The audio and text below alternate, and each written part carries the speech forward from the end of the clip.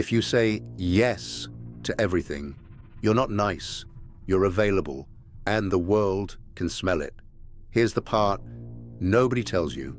In the USA, nearly half of people openly call themselves people pleasers, and over 90% admit they do it constantly.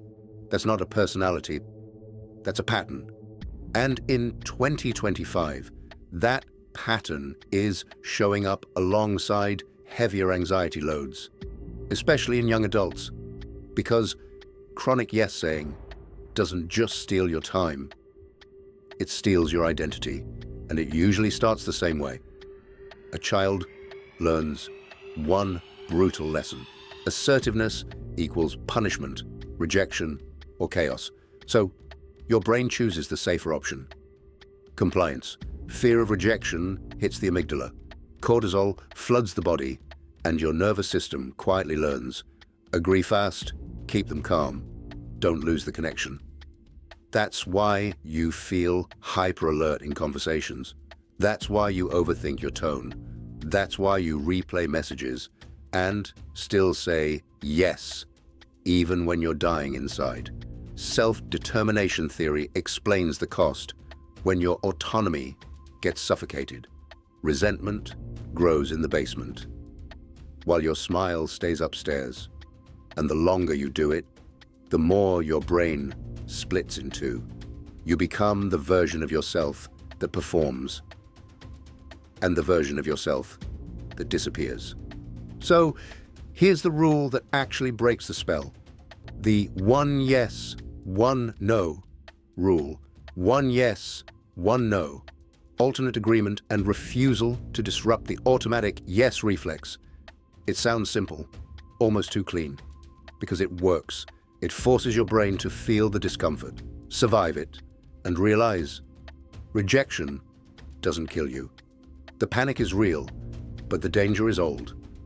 But here's the dark side. This rule doesn't just expose your weakness, it exposes it to other people too. Because when you change the pattern, the wrong people notice. Users, predators, emotional addicts, control freaks. They don't love you. They love access. And the moment you start saying no, they don't calmly accept it.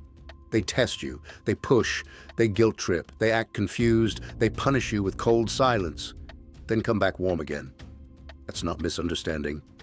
That's conditioning. Real examples are brutal.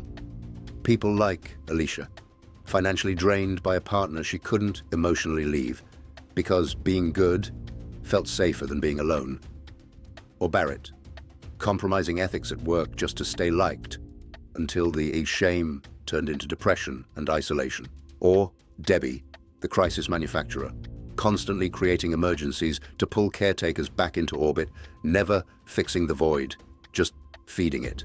Here's the terrifying truth. People-pleasing attracts people who are willing to take with no intention of returning. So if you use the one yes, one no rule, do it with a shield. Shield number one, the no. Stress test. Early, small, low stakes. Say no to something tiny and watch their reaction. A healthy person adjusts, a user reacts. Shield number two, stop explaining why. Every explanation is a handle for them to pull. Use clean language.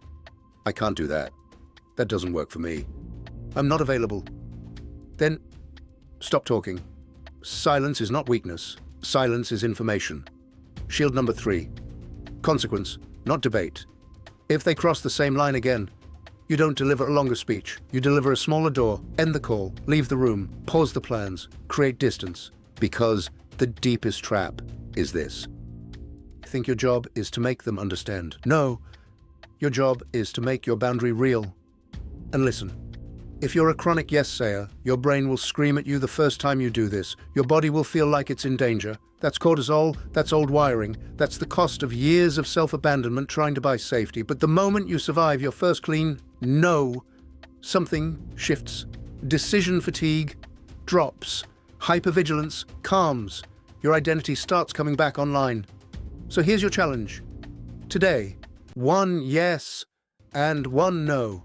And your no must be clean, short, and unapologetic, no excuses, no essays, no emotional begging.